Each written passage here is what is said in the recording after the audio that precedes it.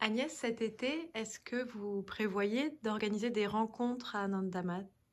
Oui, euh, oui, on pourrait dire presque comme à l'habitude. Je ne sais pas si c'est devenu une habitude, mais nous organisons au mois d'août 2 rencontres d'une semaine. Et nous choisissons de faire ces rencontres d'une semaine parce que ça permet une immersion beaucoup plus profonde dans la lumière, dans le point de vue proposé par Anandamat. Le fait de pouvoir baigner dans l'énergie de la vallée et le fait de pouvoir sortir de la course folle et de pouvoir se poser dans un espace où la prépondérance, c'est l'unité, c'est le cœur, mais c'est aussi ce point de vue basé sur l'évidence que seule est la lumière et que seule est l'unité et que la dualité n'existe pas. Euh, donc pendant une semaine, on a beaucoup plus le temps de cœur à cœur pour partager ce point de vue, pour bénéficier des rayonnements qui sont offerts dans la vallée par la fraternité lumineuse, pour faire de belles rencontres d'amitié aussi, plus que les rencontres sont toujours des rencontres de cœur à cœur, non seulement entre l'être et lui-même, mais aussi entre l'être et la fraternité lumineuse, et entre les êtres qui sont présents. C'est toujours la magie. On commence la rencontre, certains ne connaissent personne, et après un jour ou même une demi-journée, on a l'impression qu'on a toujours été ensemble les meilleurs amis du monde. Donc on propose 2 rencontres, une dans laquelle les parents sont bienvenus d'amener leurs enfants, et cette fois la rencontre pour les enfants aura un caractère plus centré sur des petits exercices de hatha yoga, des exercices amenant à la connaissance de soi, bien sûr des jeux dans la nature, mais des exercices permettant de mieux se comprendre, de mieux comprendre quelle est l'intention de la vie, des moments de silence, des moments de qigong, et bien sûr beaucoup de moments de joie.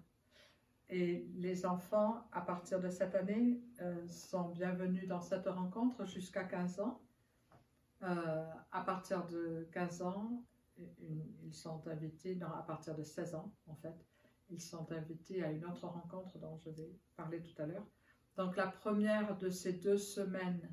euh, la première semaine du mois d'août, les enfants sont bienvenus. Et la deuxième semaine, les parents, enfin les adultes viennent sans enfants.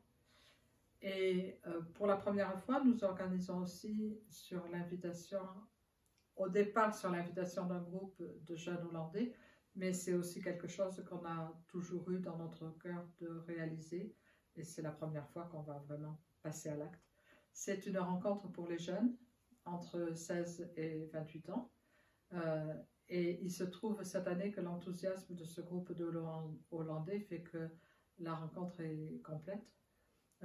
L'idée, c'est de présenter aussi ce point de vue de l'unité, ce point de vue plus vaste sur le sens profond de la vie et sur les mécanismes de la vie vécus depuis l'unité, euh, basé sur la pratique de la méditation, basé sur les contacts qui sont presque l'inévitable à Anandamat, de cette évidence qu'il n'y a pas de plan et que le cœur sait entendre tous les langages et qu'on peut très naturellement se laisser inspirer par ces êtres qui vivent l'évidence de l'unité jusqu'à dans la structure de leur corps, jusqu'à avoir transmué la structure de leur corps, ces êtres qu'on appelle êtres ascensionnés ou êtres cosmiques, ou les maîtres de toutes les traditions qui restent éternellement vivants pour guider l'humanité vers ce retour à la maison. Donc cette rencontre aura lieu en juillet, et bien sûr, il se trouve, les circonstances ont fait qu'elle a été très vite remplie par tous ces jeunes Hollandais qui sont déjà 24, je crois, inscrits. Mais si des Français souhaitent une telle rencontre, il suffit de nous le faire savoir. C'est vraiment notre idée et notre plan